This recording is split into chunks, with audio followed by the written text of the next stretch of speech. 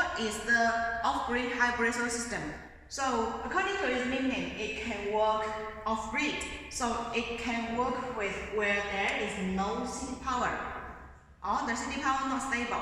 So if the area no city power, you can use the off-grid system. So what is the meaning of hybrid?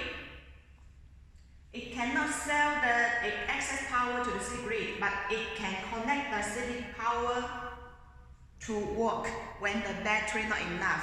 So its working is the solar panels charging the battery via the charge controller, and then will use the power from the battery to work your elements. This is its working. So off-grid hybrid solar system is suitable for where there is no city power, and it with the battery to back up at night time.